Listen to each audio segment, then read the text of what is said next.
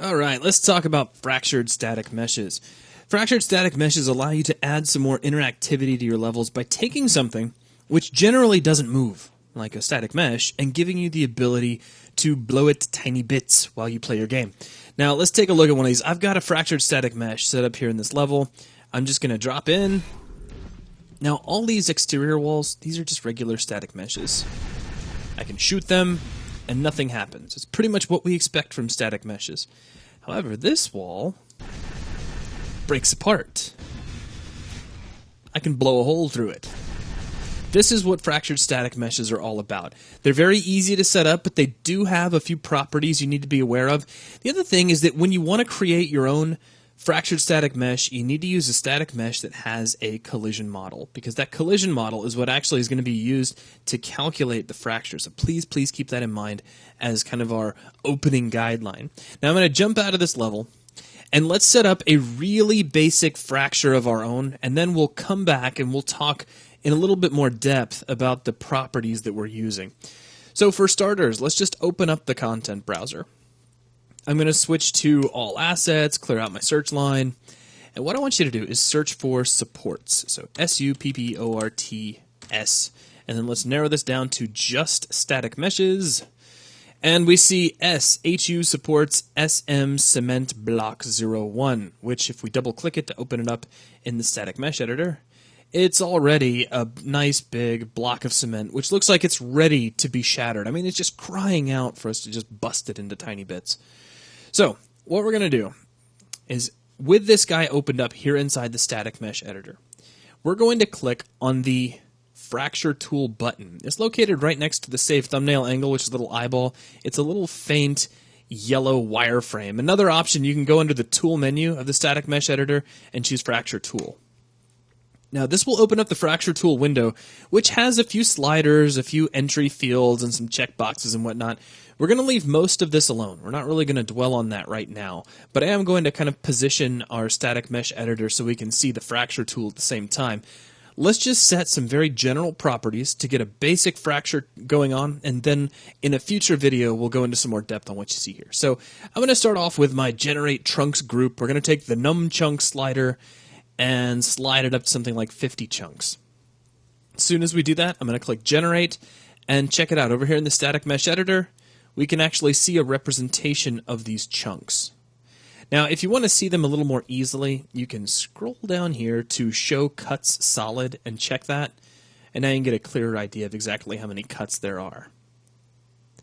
Now, without going too far into what you're doing, you can click on any one of these chunks and you'll get some feedback. These numbers you see are representative of how much of a connection that chunk has to all of its neighboring pieces. So a greater number means it's actually touching more of the surface of a neighboring piece. What I'm going to do, though, is come back over here to the fracture tool window, and down in the chunk selection group, you see select bottom. I'm going to click on that, and that's a good enough selection for my purposes. Actually, let me make sure that nothing is selected first. Then I'm going to click select bottom, because I don't want that chunk up there to be selected. Now, with just the bottom selected, I'm going to switch off destroyable. That means that the chunks down here on the bottom will not be able to be broken away, but I will switch on support chunk. That means these chunks will kind of help hold the overall integrity of our fractured mesh together. Now, currently we need to slice this. We need to kind of finalize our chunks. You'll notice that over here inside the static mesh editor, you see 50 chunks, but need slicing. So let's go ahead and click slice. We'll get a little bit of a calculation. And then it's going to ask for some package info. Let's store this in fracture mesh demo as a package. Group, we'll just call the group meshes. And then I don't really want to use this really big long name. I mean, we could, but we're going to call this fractured underscore column and click OK. It generates everything that it needs to. And there we go, we're done. We can now close out of the fracture tool, though before we do, take a look at our mesh. Notice it went back to 50 chunks, but the tool said, the mesh went down to 49 chunks, though the tool says 50 chunks. The reason for that is that one of those chunks was entirely inside the mesh and no part of its surface actually touched the outside that the player sees. Any chunk that is completely contained like that will get culled away and it won't calculate. So let's go ahead and close the fracture tool. I'm going to close the static mesh editor as well. And we need to find this package. Now, if you scroll over here in your source area and you don't see the package you just created, a quick way to show it up is to come to the top of your content browser. There's this little tiny drop-down arrow, and you can choose full refresh. Alternatively, you can hit Control F5. And now we can see the Fracture Static Meshes package. Let's go ahead and hit Control S and save that. So Control S. Oh, can't save map files, not saving it just yet. Okay, we won't worry about that yet. Let me go ahead and clear out the filter area. Make sure we're inside of Fracture Mesh Demo. There we go. And we'll hit Control S, click Save. Now, there's our fractured column mesh. Our package is saved. All we need to do is get this placed in our level. So I'm just going to drag and drop right out of the content browser, like so. Now, it's crucial that we build lighting. And something that is going to kind of pop up a little later, though I will go ahead and start reminding you of it now.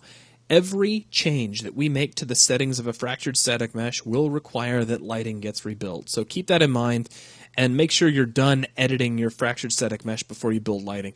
But I'm going to slide our lighting kind of off here to the side. We'll take just a moment and build it, which shouldn't take long with such a simple level. And here it goes, and Lightmass is doing its thing. Go, Lightmass, go! And as soon as this is done, we'll jump into the level and just see how this is working. So that's all finished. We can close out our arrow windows. Let's right-click and choose Play from here. And here's our great big column like a monolith. And if we shoot it, pieces are breaking off, which is excellent. Now, currently, you'll notice we have the null material on the inner surfaces. That's something we can clean up in the properties of the fractured static mesh, so that's not really all that important to us. But we have set up a basic fracture, and that's going to wrap things up for this video. As we move forward, we'll talk more about these settings and how we can exert a little more control over our fracture mesh. For now, go ahead and save your level, and then we'll move forward. Thanks.